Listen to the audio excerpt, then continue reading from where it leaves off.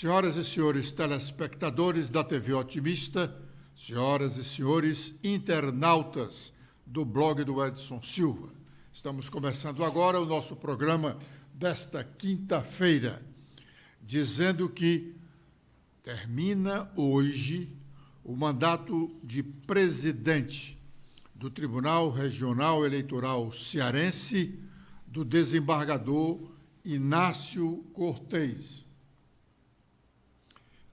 E também termina o seu período de 4 anos como integrante da Corte Eleitoral Cearense.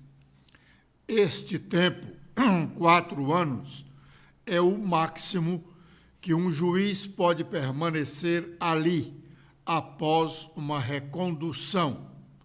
O mandato original é de 2 anos.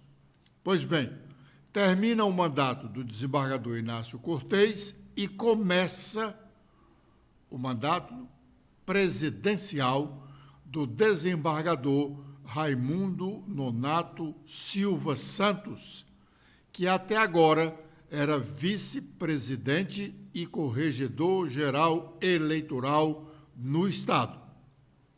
Raimundo Nonato ficará mais 2 anos no tribunal. A Justiça Eleitoral, como insisto em afirmar, é uma justiça emprestada.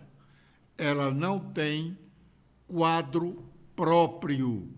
Tem alguns servidores que são servidores da Justiça Eleitoral, concursados até, mas não tem magistrados no quadro da Justiça Eleitoral. Por isso, ela é composta, no caso do Tribunal Regional Eleitoral, isso em qualquer estado.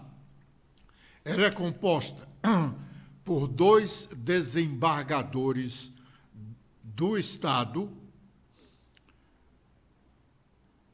mais 2 juízes de direito do Estado, já são 4 magistrados ligados ao Tribunal de Justiça Estadual, quer seja do Ceará, quer seja de São Paulo, do Rio de Janeiro, de qualquer estado brasileiro. Então, nós temos 2 desembargadores e 2 juízes estaduais, 4. Temos um juiz federal.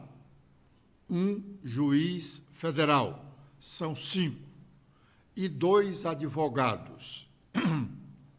Esses 2 advogados são escolhidos pelo presidente da República depois que o Tribunal de Justiça do Estado faz uma lista tríplice para cada uma das vagas. Então, o Tribunal de Justiça do Estado do Ceará escolhe 6 advogados, 3 para compor uma lista e 3 para compor a outra lista, e encaminha esta lista, uma ou 2 listas que sejam feitas naquele momento, para o Tribunal Superior Eleitoral. E este encaminha a lista tríplice para o gabinete do presidente da República, a quem cabe escolher o advogado. Portanto, a Corte Eleitoral é composta por 7 membros, 2 desembargadores do Estado, 2 juízes estaduais, 1 juiz federal e 2 advogados. Tem mais o procurador regional eleitoral, que é um membro do Ministério Público Federal no Estado. A solenidade de posse do novo presidente do TRE, desembargador Raimundo Nonato Silva Santos, acontecerá amanhã, sexta-feira, às 4 horas, na sede do Tribunal Regional Eleitoral. O PROCON, órgão competente do Ministério Público do Ceará multou novamente a Enel Coelce, e agora em vários milhões de reais, pela má prestação dos serviços que esta empresa presta aos cearenses. E a CPI, que foi pedida para investigar a atuação da Coelce, da Enel, no Ceará, foi pedida pelos 46 deputados estaduais, já vai completar 3 meses e ainda não foi instalada. Já começa a pairar dúvidas, pairar dúvidas e dúvidas muito maledicentes, maléficas para o próprio poder legislativo estadual, a não instalação desta CPI para investigar a Coelce. Muito bem, o Senado Federal está fazendo sessão extra para votar medida provisória que trata do organograma do primeiro escalão da administração federal. Esta medida provisória termina sua validade hoje. Se não for votada hoje no Senado, ela perde a validade e o ministério do presidente Lula deixa de ser o que aí está para voltar ao esquema anterior, não com as mesmas pessoas, mas no esquema anterior de estrutura do governo Jair Bolsonaro. A votação na Câmara terminou na madrugada de hoje. E os deputados fizeram algumas alterações, sobretudo reduzindo espaços dos ministérios, comandado pela ministra Marina Silva e o Ministério dos Povos Originários. Ao final da votação, nesta madrugada, o líder do governo, o deputado federal cearense José Guimarães, manifestou a sua posição. Vamos ouvi-lo. Foi um dia decisivo para o país e para o governo. Eu considero que foi uma vitória grande e ela só foi possível por conta do trabalho de todos os líderes. O comportamento político dos líderes, todos que colaboraram, o comportamento político do presidente Arthur Lira e do governo, do nosso governo, dos vice-líderes, especialmente do presidente da República, que deu toda sustentação para que as articulações ocorressem, os diálogos ocorressem, envolvendo o ministro Padilha, as lideranças, o presidente Arthur Lira e o próprio governo como um todo, são os grandes responsáveis por esta vitória. Nós temos consciência dos problemas que antecederam essa votação, dos problemas levantados, das questões levantadas justas por todos os líderes. Eu ouvi tanto que quase que o meu ouvido cansava de tudo o que foi conversado, que foi relatado nas últimas 48 horas, e eu penso que prevaleceu um espírito público muito grande.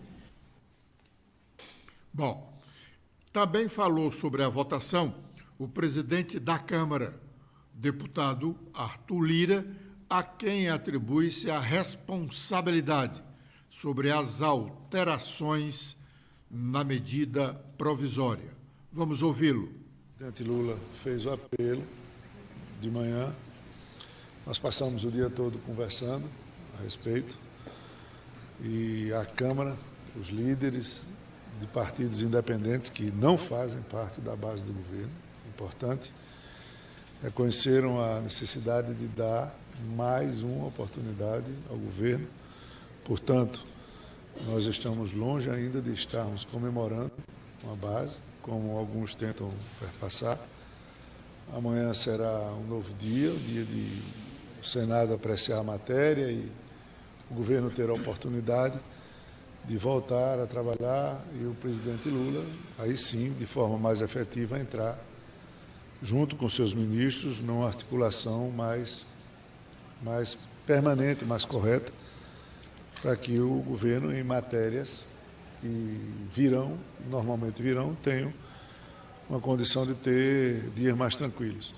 E é importante que se diga e deixe claro que daqui para frente o governo, claro, vai ter que andar com as suas pernas. Não haverá mais nenhum tipo de sacrifício. Hoje, quem acompanhou a votação no plenário viu os discursos, as falas dos deputados nas bancadas que atenderam única e exclusivamente aos seus líderes. Líder do Republicano, do MDB, do União Brasil, do Progressistas, do PSD, partidos de centro, partidos, na sua maioria, independentes, que, lógico, somados aos partidos que dão apoio ao governo, na sua base, deram uma votação expressiva, praticamente com o PL e o Novo votando contra a medida provisória.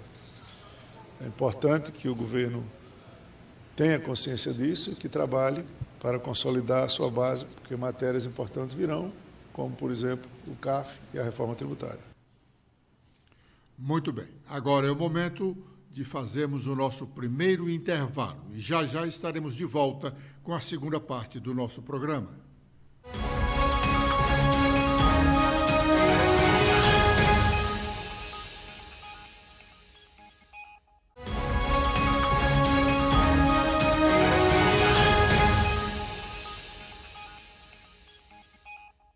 Bom, de volta, agora é o momento de sabermos quais as nossas manchetes. Stephanie.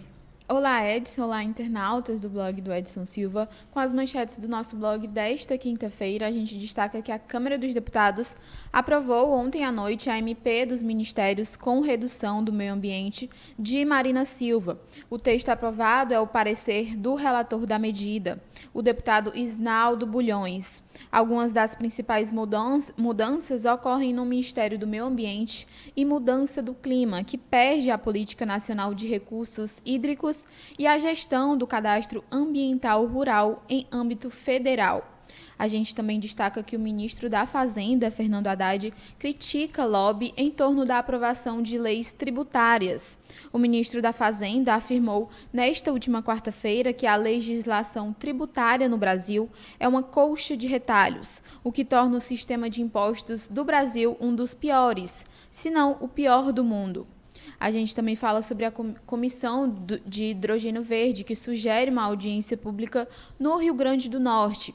O requerimento é do senador Otto Alencar, que sugere a audiência em data a ser agendada com a presença de órgãos governamentais, do setor produtivo e do terceiro setor, seguida de visita externa a projetos de produção de energia limpa no Estado. A gente também fala que o STF, o Supremo Tribunal Federal, escolhe 3 mulheres para a lista tríplice de vaga no Tribunal Superior Eleitoral. Por meio de ofício, o presidente do tribunal, o ministro Alexandre de Moraes, havia enviado ao Supremo a lista tríplice, informando o encerramento do mandato do ministro substituto, André Ramos Tavares, em razão de sua posse ocorrida ontem no cargo de ministro efetivo. Agora com as atualizações dos sites nacionais, começando com a Folha de São Paulo, a gente fala sobre economia, que puxada pelo agronegócio, o PIB do Brasil surpreende e cresce 1,9% no primeiro trimestre. O resultado ficou acima da mediana das projeções de analistas. A gente também fala sobre Polícia Federal, que auxiliar direto de Arthur Lira é alvo de busca da PF em casos de desvios em kit robótica. Luciano Cavalcante é conhecido em Brasília como uma das pessoas de maior confiança do político. Sobre Congresso Nacional, Lira avisa que irá congelar projetos de Lula até o governo mudar a relação com os deputados. Agora com as atualizações do Estadão, a gente também está em destaque sobre o PIB do Brasil, E a gente fala também sobre um especial que o Estadão destaca, 10 anos das jornadas de junho, do fim da Nova República ao nascimento da República Digital. Manifestações que tomaram as ruas do país, mobilizada por meios das redes sociais, representou o início de um novo ciclo na história política do Brasil, o nascimento da República Digital. Sobre política, Bolsonaro dorme no Palácio do Governo de São Paulo, o que ele veio tratar com Tarcísio. Agora, com as atualizações do Globo, a gente fala sobre crise política, o ministro virando voto e ligação de Lula, os bastidores da MP dos ministérios na Câmara. O Planalto tem dia tenso e encontro do presidente com aliado de Lira antes da vitória. E, por fim, a gente destaca sobre o cabo de guerra. Do orçamento secreto a não vou sacanear, rusga entre Lira e presidente começou antes da posse.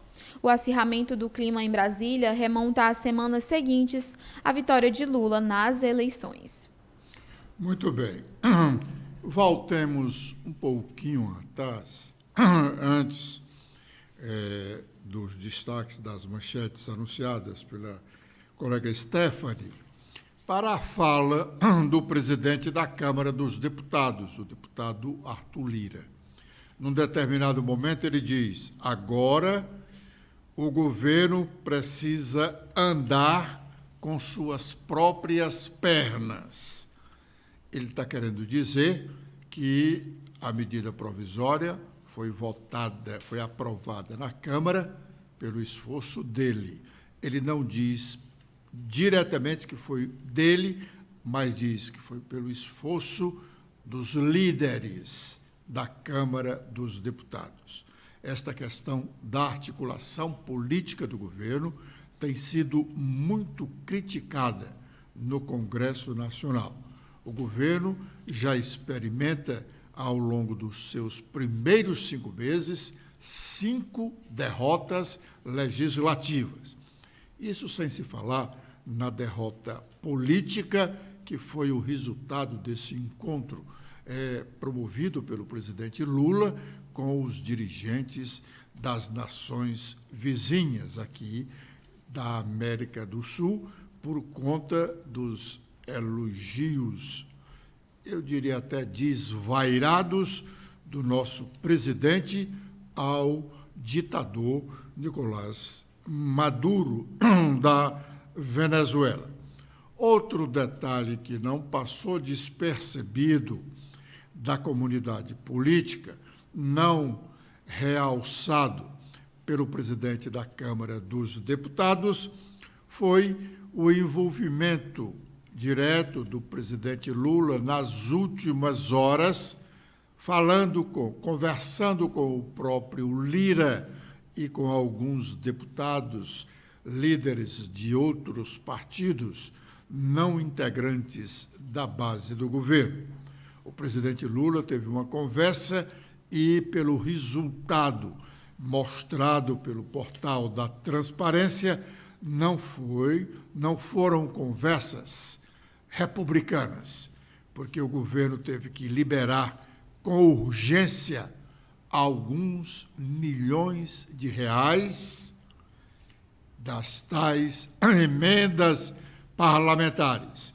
Continuamos vivendo os mesmos momentos de outrora, quando os governos, para aprovarem as medidas de interesse de sua administração, do seu projeto político, quiçá até de interesse mesmo da população, precisa negociar os votos de parlamentares, liberando emendas parlamentares. As emendas parlamentares deveriam ser liberadas normalmente, não às vésperas de qualquer votação na Câmara ou no Senado. Arthur Lira diz, em outras palavras, que o governo precisa andar com suas próprias pernas, que ele não vai mais fazer qualquer esforço para votar a pauta política do governo que está na Câmara dos Deputados. Vamos aproveitar e fazer logo o nosso segundo intervalo. E já estaremos de volta com a última parte do nosso programa.